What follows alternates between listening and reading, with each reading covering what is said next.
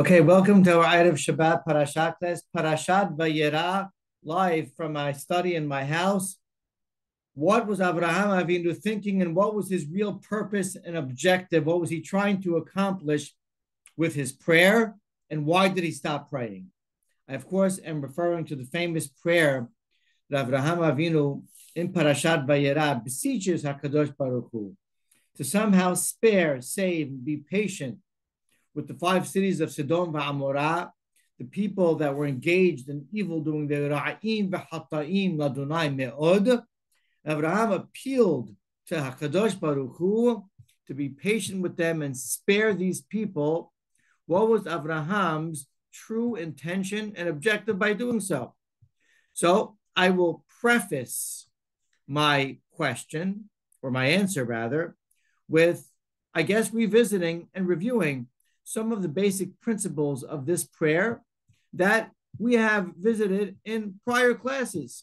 And that is that the Torah itself informs us that not only did Abraham, but Hashem had a motivation through allowing for this prayer. And that is told to us earlier, or in the preface of this prayer, where Hashem spoke to us and said, I can't conceal from Abraham what I'm about to do. And a few pasukim later, Pasuk Yud Chet, that's in Perek Yud Chet, chapter 18, Pasuk Yud Chet, verse 19, Hashem goes on to inform us, the reader, that I know that Abraham Avinu is going to live his life and teach Banavu Bene B'Toah Harav, the descendants that follow him, to live a life of la'asot tzedakah u'mishpat. That's v'shamiru derech Adonai, the ways of God, to do righteousness and justice. And Hachamim famously tell us first righteousness and then justice.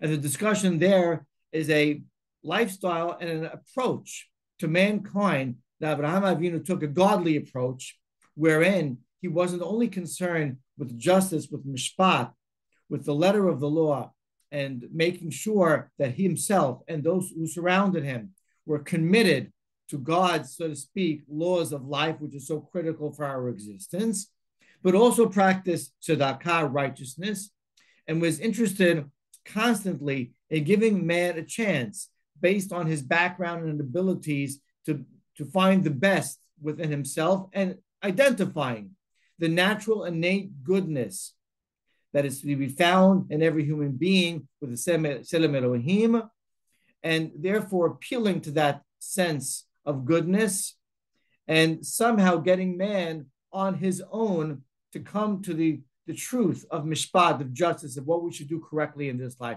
That's the way he approached all those who entered into the sphere of Abraham Avinu, with tzedakah, righteousness, prompt them, allow them, inspire and motivate them, and to do good and have their innate goodness surface in their being. And if that doesn't work, of course, mishpat, we follow the letter of God's law. And HaKadosh Baruch Hu prompted Abraham because he wanted him to model that behavior for the generations to come. And therefore Hashem said, I'm not going to mete out mishpat, justice, and destroy, albeit a very deserving, let's say, judgment on the people of Sodom v'Amorah, and that is to wipe them out. Let me first allow Abraham to model this idea and give them a chance. Appeal to me, pray to me, appeal to my sense of tzedakah, righteousness, before I carry out justice. And that was a stated motivation by design by Abraham for this prayer, of course, but HaKadosh Baruch Hu behind the scenes prompting him to do so. And of course, an additional benefit that we got, and Abraham Avinu was able to display, is the power of prayer, and the fact that despite an event, a possibility being seemingly beyond all odds, besides a remote possibility of a prayer coming to fruition, given the opportunity to pray, seize the moment, pounce upon it, and never stop hoping. And Abraham hoped beyond hope and prayed with great boldness in the face of what looked like an impossible task. We know that. That's the introduction to the question. But I have a practical question. And that is, fine, you made a gesture. pray once, ask very sincerely, with great fervor and power, but then Hajj. God, is there, if there's 50 righteous, will you destroy everyone? No, I won't. 40, 30, 20, 10. Really, let's say God says yes and answers in the positive. I'm sparing Sodom and Amorah. Now what? What have you really accomplished? There are tens of thousands, possibly hundreds of thousands of the worst, rotten to the core, evil human beings, as Hashem described, that continue to exist and perpetrate that evil throughout the world. The fact that there are 50, 40, 30, 20, or 10 righteous, fine, spare the righteous. What is 10 righteous supposed to do with 100 evil now? What have we really accomplished? I know that you're on display, Abraham. I understand that you're demonstrating the power of prayer and an approach to life of justice and of righteousness and justice. I got it. You're exhibiting what you want your children to live by. But in practical terms, let's be real. When it comes down to it, it doesn't seem like it could have bared any fruits at all. And secondly, and this is the guest, surprise guest of the class, why did he stop praying? And we'll get back to all of that. Really, to answer this question, first we have to understand the nature of his prayer and what he was asking for. If you look carefully, as he took his first approach, because he had 6 approaches. In his first swing of the bat, Avraham Avinu was very careful in the way he worded his prayer. Vayigash, as he approached HaKadosh Baruch Hu in Pasuk Kaf Gimal, he began by saying, Ha'af tispeh tzaddik im rasha. You can't possibly obliterate a righteous with evil in one fell swoop without it being completely indiscriminate or without making distinction. And therefore, he says, maybe there's Hamishim Tzaddikim. And listen to his words as he continues and very smoothly segues into a really more bold request. Ha'af tispeh, would you allow your anger to obliterate? V'lo tisala makom, and to not uphold the entire place, the entire area, and all the people. For the sake of those 50 righteous, all of a sudden, Abraham Avinu pivoted in his prayer and asked not just to spare the righteous, but to spare everyone in merit of the righteous. And that's what he was asking for.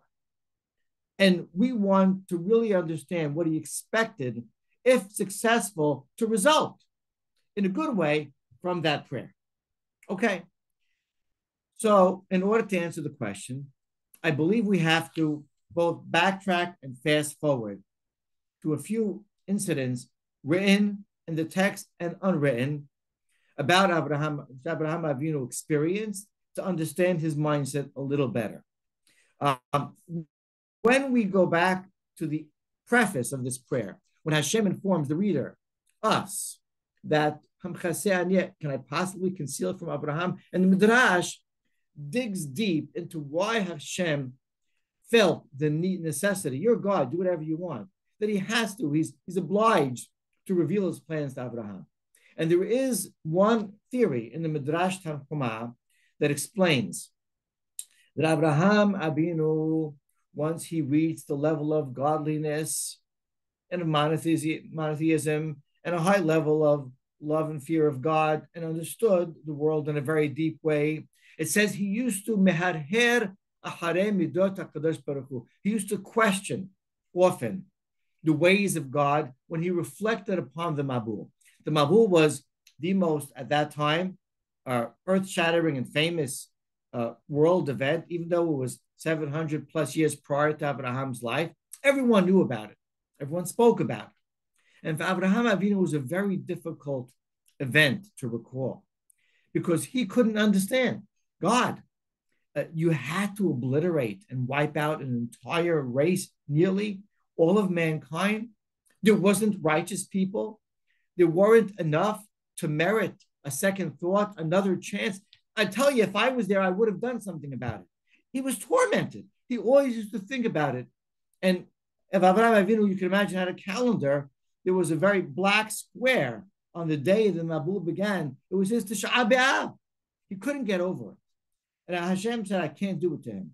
I can't allow this anguish to befall upon my chosen person. And therefore, this time around, I'm going to inform him of the impending destruction of the evil and give him a chance to interject and intercede in the process. And that's why he revealed himself. Abraham showed himself with those emotions, with his attitude towards mankind, to be one that never gave up on people. And really, if given a chance, would do his very best to find a way to reconcile, mend the ways, and inspire others to the ways of God. We know that about Abraham, but Hashem himself revealed this to us prior to the prayer. The fast forward is later in the Parashat, when Sarah Imenu tells Abraham Avinu to kick out both Hagar and Ishmael from their dwelling after she witnessed some very inappropriate activity being acted upon and engaged in by Ishmael. And she said, throw them out. He's not going to inherit. He won't carry the baton from you anyway. And Abraham Avinu's reaction to that was, Vayera hadavar me'od be'nei Abraham al odot beno. Listen to those words carefully. Vayera hadavar me'od. This idea was excessively terrible. It was horrid in Abraham's eyes to even think about such an event in which, and it doesn't speak of Hagar, al odot beno, on the, as the Aramaic explanation says, al isak bereh, the event of his son. Just to imagine the very idea of disengaging from his son, of ousting him from his careful supervision. It was so abhorrent to Abraham. Why is that? Now, Sarah Imenu, as we're going to see in the next passage, Abraham knew this, had incredible insight. In fact, Hashem told Abraham, she's a nibi'ah, she's a prophetess, she understands. Don't worry. And he reversed the expression, Al yera be'enech, I'm sorry, Al yera be'enech al hana'at, said Hashem to Abraham. It should not be wrongful in your eyes. Whenever Sarah says, abide by it. And so Abraham Avinu couldn't have been so distant from that understanding. Why was it so terrible to him? He knew that Yitzhak was going to be the heir of his throne, and that Ishmael was an appropriate person. But I know it's your son. I understand that Farshim say he was indeed emotional about it and sensitive to his son. But on an intellectual level, why was that? And the answer is the same reason that he was tormented, reflecting upon the event of the Mabul, because he believed in his son. He didn't just love him emotionally. He truly, in his heart of hearts, thought there was a very decent chance that Ishmael would flourish, they would climb out of his wrongful ways, and that he would eventually grow to be a productive and powerful figure on the face of the earth. He had an innate belief in mankind, and his mind was very realistic. And the reason that it was so realistic is because that was his practice. Abraham was an inspirer of people. He brought Mechimim Afar Dal. He brought the impoverished spiritually from the dust and elevated them to higher godly levels of life. And therefore, he recognized firsthand all too well never to give up on anyone. That was his, you might even say naive, but very profound approach to everyone, including and especially his son Ishmael and all of mankind. And that helps us understand his approach to this prayer of Sodom v'Amorah. Believe it or not, it was absolutely sincere. Abraham Avinu, when he appealed to Hashem, don't only spare the 50 righteous, Lo tisala makom, you won't allow and uphold the entire place. Won't you give them a chance? After all of this 50, if there's 40, 30, 20, or 10 righteous, there is a chance.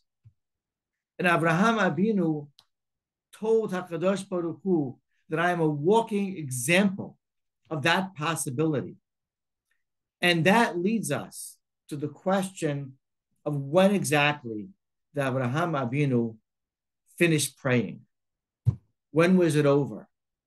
And if you look carefully at the wording of the Pesukim, and this is in Pasuk, after he was finally successful in his last attempt, where he told Hashem, there's 10 righteous, will you please spare it all?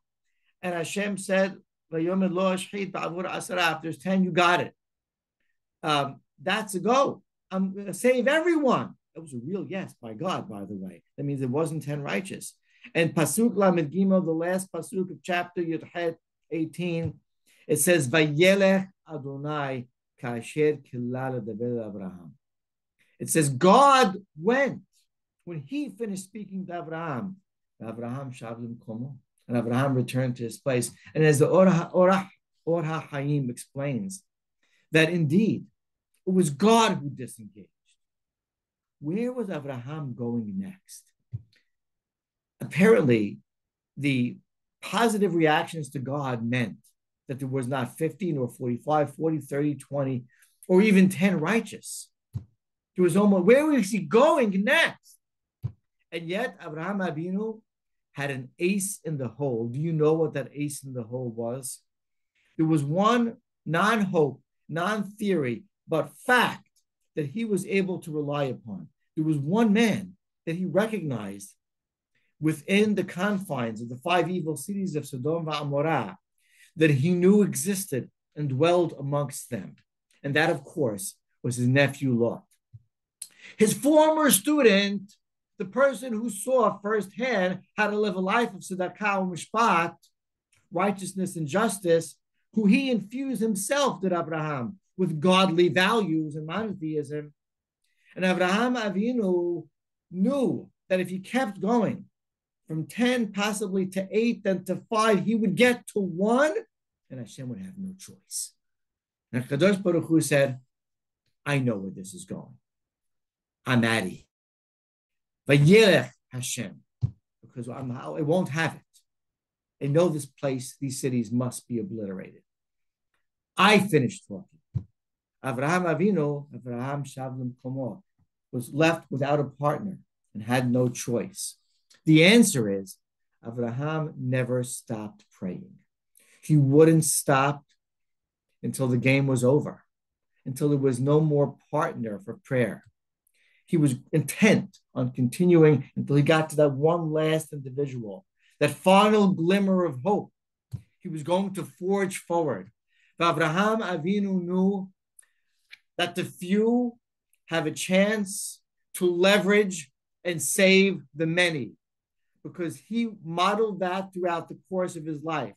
A single individual bringing tens of thousands and possibly hundreds of thousands of people under the wings of God into the fold of what we would become Judaism, or at least godly, divine values and ways of life. He did it. I lived this, say Abraham. I am living proof that this could happen. The few, the many, even the one can save hordes and masses of people. It's very possible. That was the motive of his prayer. It was real. It wasn't just symbolic. It wasn't just exhibiting and modeling something for future generations. Avraham Avinu lived it and therefore prayed for it and believed it. And it wasn't until he was left by himself did he decide that there's nothing left to pray for. But he kept praying in his heart. And HaKadosh Baruch Hu allowed us to see that Avraham Avinu not only believed in prayer, but believed in mankind and believed in the innate goodness of mankind to such an extent that even if there was one man standing, Avraham Avinu would tell us, there's still a chance. Never, ever give up on people. Baruch Adonai Le'olam. Amen va'amen. Shabbat shalom.